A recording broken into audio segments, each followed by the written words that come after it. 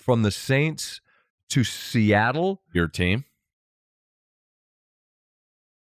The off-ramp or on-ramp right now. That Seattle team, recency bias, maybe. They are so loaded, their roster, and watching them play the team I root for, who's so old and so beat up with injuries, it's just jarring to see how well set up Seattle is with difference makers all over the field.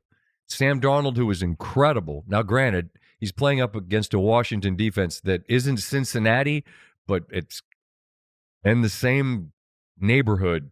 They've struggled so bad on defense. But Seattle's fantastic, Steve. Yeah. They have 2 losses. One in week 1 on their home field to San Francisco where they're driving to win and Darnold gets hit by Bosa and the ball comes out. The other, again, ironically enough, at home. The 12s are great, but they've been in 11-1, I believe, in McDonald's first dozen road games, which is astounding. But they lose to Baker in that wild back and forth game, great uniform game, a pick late of Darnold, field goal, and Tampa Bay won it at the gun, which is what they've done a lot of this year. Those are the only 2 games that they've lost this year. That's it.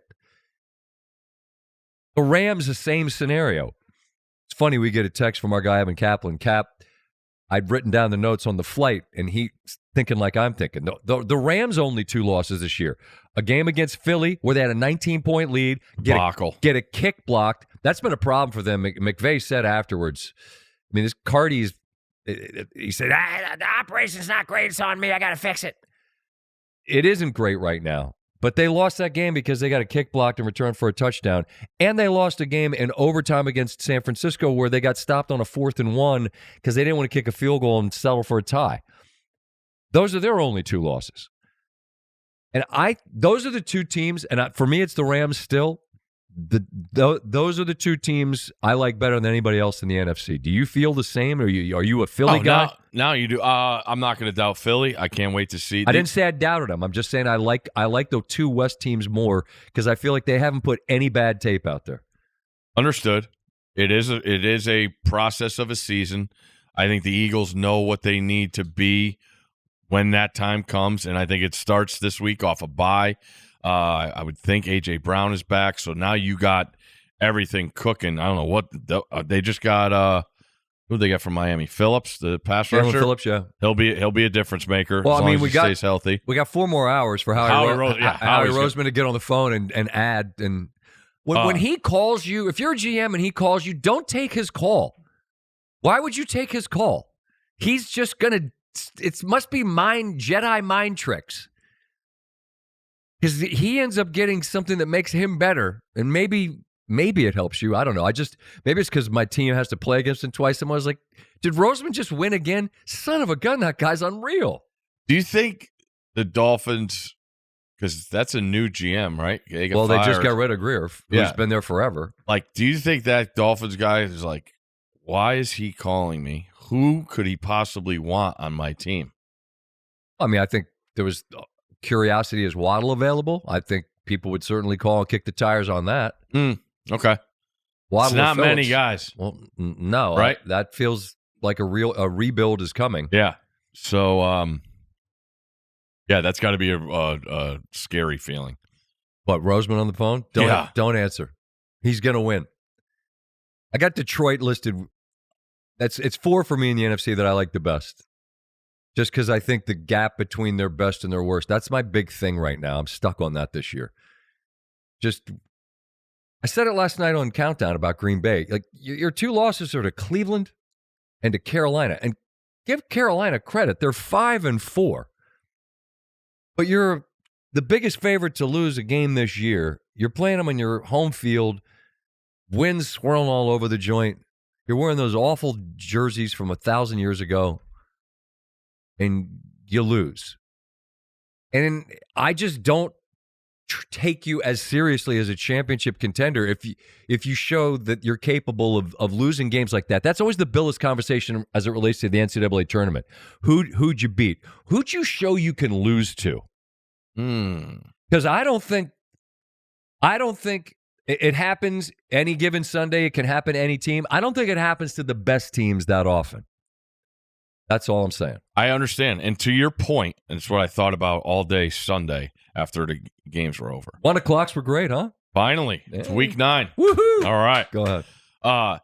Look at the Packers Uh-huh. and the team that you just said that you would take over anybody, the Rams. Yep. All right. They're both 14-point favorites Sunday, right? Green Bay comes around and just starts dicking around. Orlovsky had a great breakdown of Jordan Love, first play of the game, not having his eyes where he's supposed to be, and it's like, here we go. LaFleur maybe getting a little too creative, and it's just they're not taking care of business. The Rams, 4 o'clock, sun's still out. Who knows who's at SoFi? Sleepy game. It's 20-0 in a blink of an eye. Game is over. It's over. And I just look at these teams that are about taking care of business, and that's why people start putting LaFleur in that conversation with the head coaches. I can't do it. I look at McVay. I look at what Shanahan's had to deal with in San Francisco, and it's like, if I got a guy, and I'm not mentioning other guys that have won Super Bowls and all that. I'm just talking about the younger phase and that coaching tree.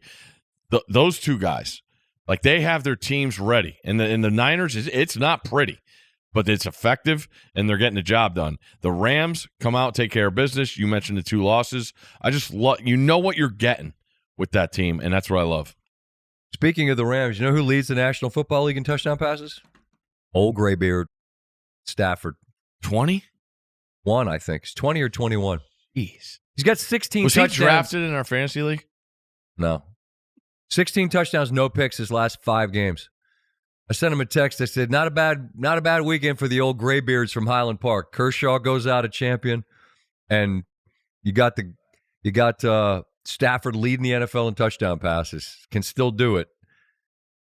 It's a great point, though, about don't play with your food, man. No. Beat the teams you're supposed to beat, and don't leave it open for interpretation. LaFleur afterwards said we had breakdowns in all 3 phases. Can't have that. And kick a field goal?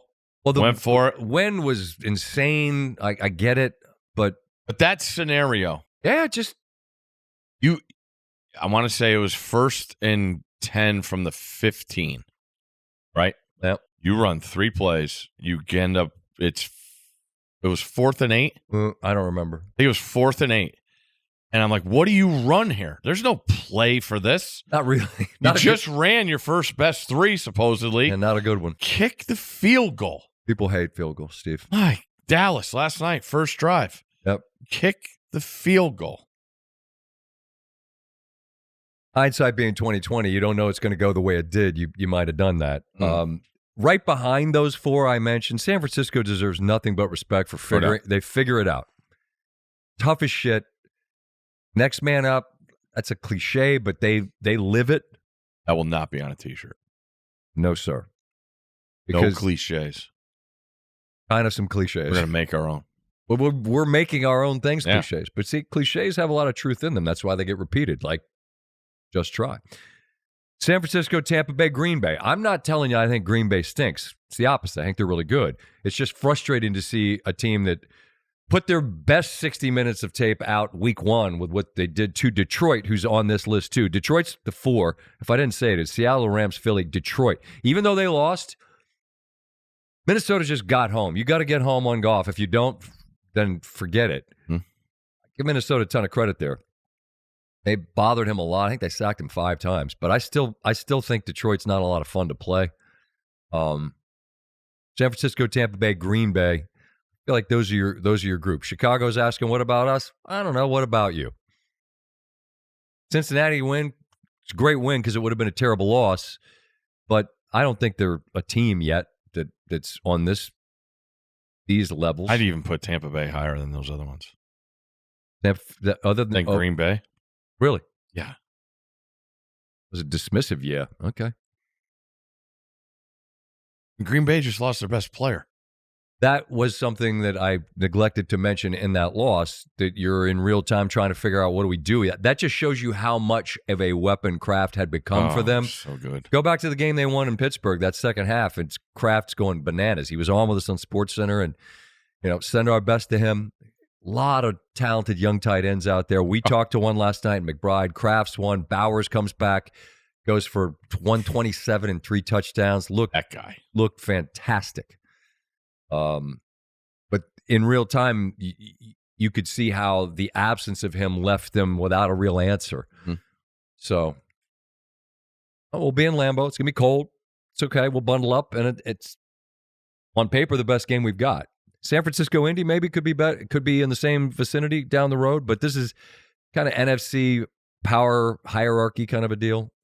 Sure, Philly just rolls their eyes at that until somebody beats them. They're on their place is secure. Yeah. No doubt.